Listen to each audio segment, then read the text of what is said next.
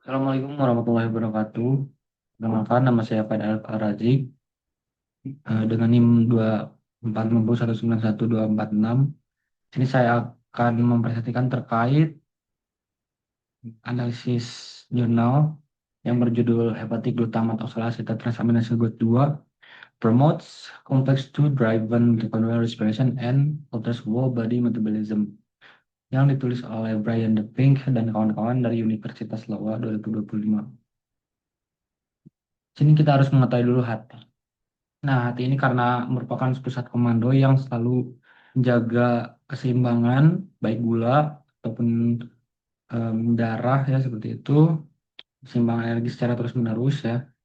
Di dalam sel hati terdapat adalah organel, tentunya yaitu adalah mitokondria. Nah, mitokondria ini berfungsi untuk respirasi atau menghasilkan energi juga.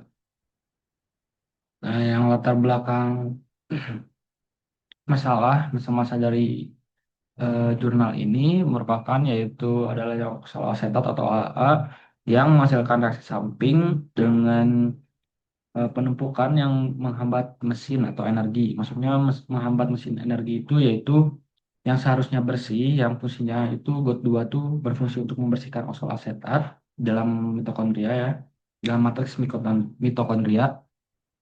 Ini tidak apa ya, ini terjadi penumpukan gitu. Dan fungsi dari GOT2 tersendiri itu membersihkan hal tersebut agar tidak terjadi penumpukan. Nah, sulitnya mengatur eh, oksaloasetat ini jadi sulit untuk dapat membersihkan gitu. Nah, jadi kita ingin di dalam jurnal tersebut dijelaskan bahwa dampak hilangnya GOT2 itu apa selama ini dan belum terbukti. Tujuan penelitian dari jurnal ini yaitu membuktikan apakah hilangnya GOT2 itu benar menyebabkan penumpukan oksaloasetat di hati. Kedua, mengukur dampak hambatan OAA terhadap laju respirasi energi mitokondria, nanti dijelaskan kepada oksigennya, misalnya, dan menganalisis hubungan antara gangguan enzim GOT2 dengan penurunan gula darah dan perlemakan di hati. Nah, dalam metodologi yang digunakan itu yaitu tikus knockout atau KO ya yang dimodifikasi secara genetik untuk menghilangkan enzim dari GOT2 di hati tersebut. Nah, oksigraf 2K yang mengukur laju konsumsi oksigen atau respirasi di mitokondria. Lanjut, yang ketiga adalah pelacakan isotop 13C dan NMR, yaitu untuk mendeteksi penumpukan oksaloasetat secara akurat dan profil metabolimik yaitu untuk menyeluruh gitu 249 mitokondria. Nah, di sini hasil yang pertama di sini adanya perbedaan antara KO dan WT. Nah, KO ini adalah knockout ya. KO ini menunjukkan adanya perbedaan dalam garis pita tersebut. Nah, ini menunjukkan bahwa protein dari KO itu dihambat gitu, adanya pengaruh oleh GOT2 gitu. Beda dengan BDH dan porin ataupun WT tersendiri. Nah, intensitasnya tentunya KO itu lebih rendah dan WT itu lebih tinggi.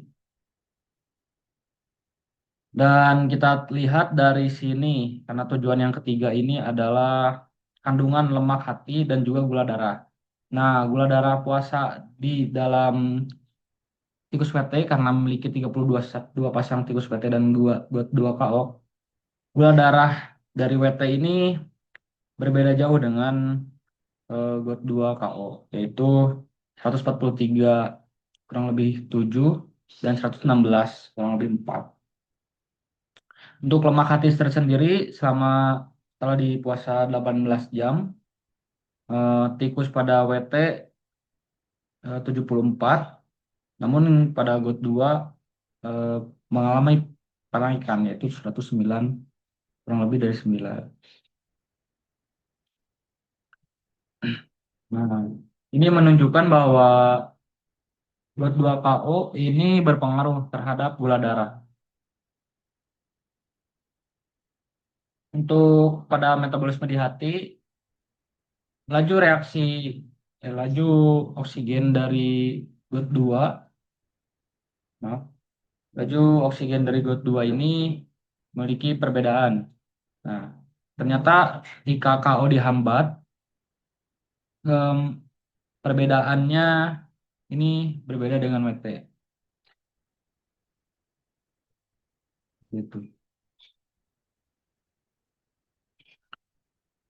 Konsumsi dari KO ini tersendiri berbeda. Gitu. Nah, apa sih kaitannya dengan asam amino? Karena asam amino ini tersendiri senyawa organik dan memiliki kelompok amino yaitu NH2 dan kelompok karboksil. Proses ini terdiri menjadi dua bagian yaitu katabolisme dan anabolisme. Tentunya ini untuk mendapatkan piruvat ya.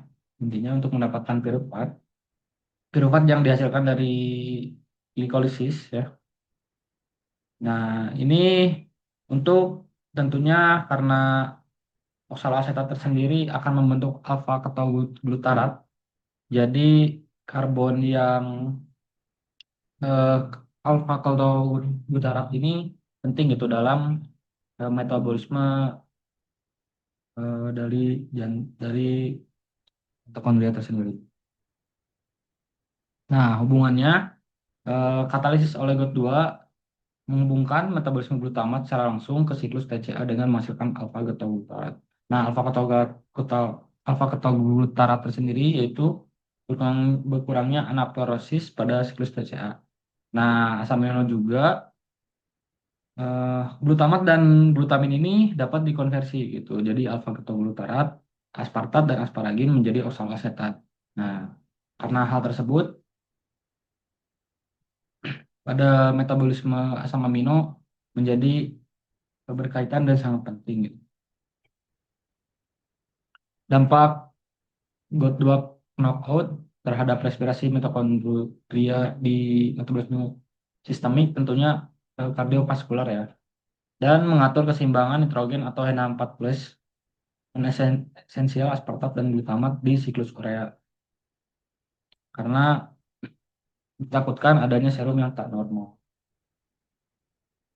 Mungkin ini kesimpulannya ternyata GOT2 itu terbukti adanya jalur utama untuk mencegah penumpukan oksaloasetat di dalam dua ya dalam oksaloasetat gitu.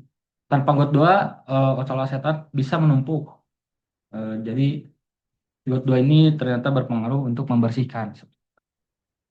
Kemaceran energi ini berdampak luas pada tubuh, bisa mendapatkan kegagalan hati ataupun tadi berkaitan dengan kardiovaskular. Nah, penggunaan teknik NMR2 ini membuktikan nyata ternyata bahwa oksaloasetat terakumulasi di dalam hati di dalam sebuah data. Nah, sarannya pernyataan ini dapat mengetahui untuk tentunya sarana pembelajaran ya, mengkaji dampak ketidakseimbangan OAA untuk penurunan aspartat terhadap fungsi sel dan mengembangkan metode analisis yang lebih akurat, mengeksplorasi potensi GOT2 sebagai terapi, meneliti dampak sistemik yang lain pada berbagai organ.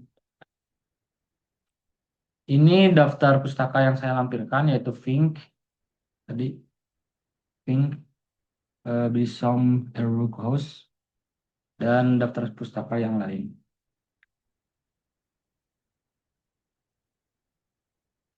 Sekian yang bisa saya sampaikan. Mohon maaf bila ada salah, ada kata salah. Sekian dari saya. Maaf bila ada salah kata. Wassalamualaikum warahmatullahi wabarakatuh.